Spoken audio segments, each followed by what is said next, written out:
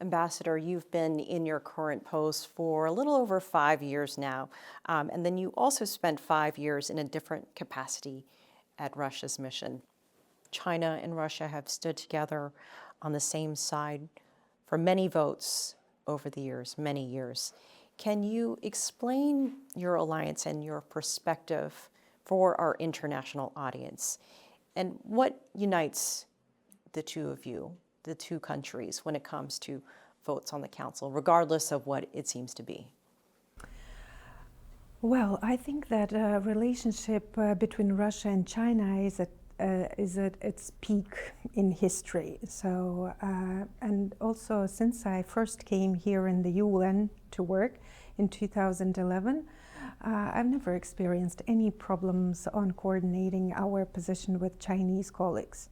We always stood side by side, and that came naturally because we have the same views on sovereign equality of states, of justice, of protecting the principles of the Charter, and a lot of things to name. Yeah, but it's these are good words. But when it comes to particular conflict, you somehow know that your Chinese colleagues have the same assessment of the situation. And I know that many countries in the UN who need help, who need support, they always know that they can come to Russia and China, and their situation will be reviewed in a balanced manner, and they can seek our support, and this support will be provided.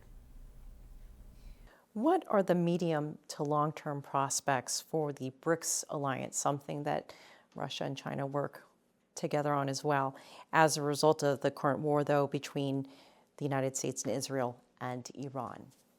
This current escalation in the Middle East has a direct impact. Two states are directly involved in this escalation, namely Iran and United Arab Emirates.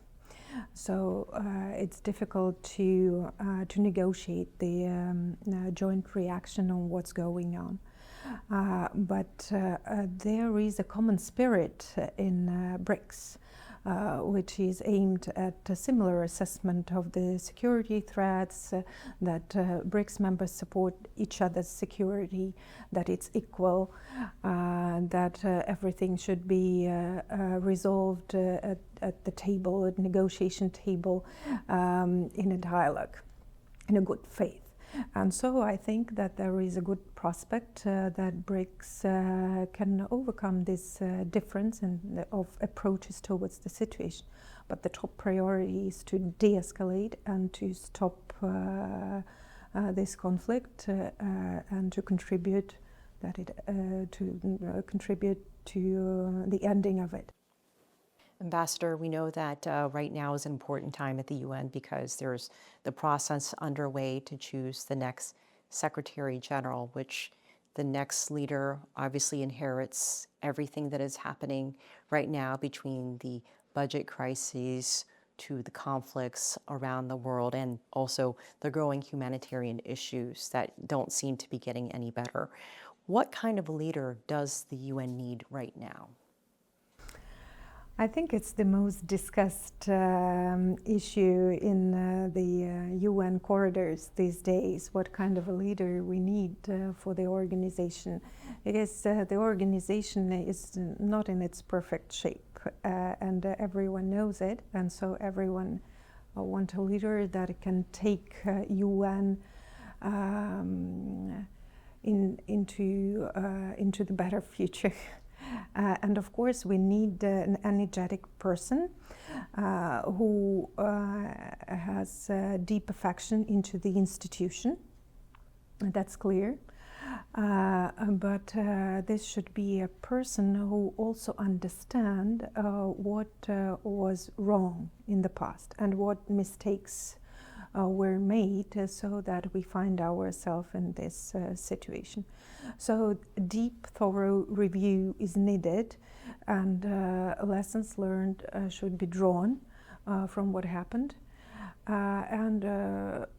What we would value most is that UN and its leadership goes back to the basics in terms of impartiality and neutrality of the organization.